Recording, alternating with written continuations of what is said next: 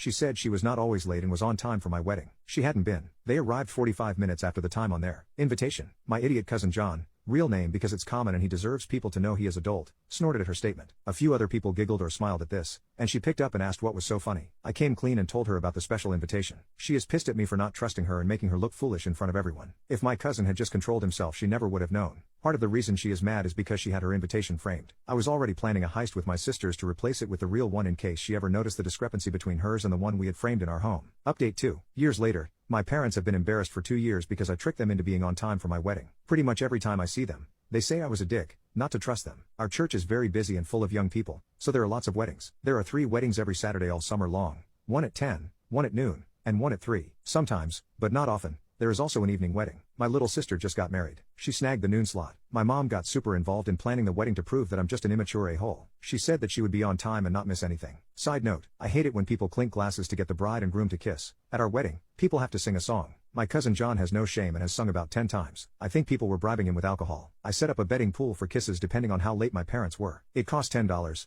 and if you guessed within 5 minutes, you got a free pass to make my sister and her husband kiss. Almost everyone bet on time because of the shitstravaganza at my wedding. The correct answer was 35 minutes. Only me, my PP cousin John, and his sister Yvonne got free passes for the kissing, and I bet $100. I was confident. We raised almost $1,500 for the honeymoon with my stupid idea, and I got to interrupt my sisters from eating with my 10 passes. Win-win. Except for my mom, who thinks I did it to embarrass her. She helped plan the wedding, but she was still late, by over half an hour. We cleaned up the decorations in my sister's colors while the next wedding was decorating after us. So that's that. My mom will never change, but I have harnessed her inability to give a poop about punctuality for the good of humanity. See you whenever my littlest sister gets married.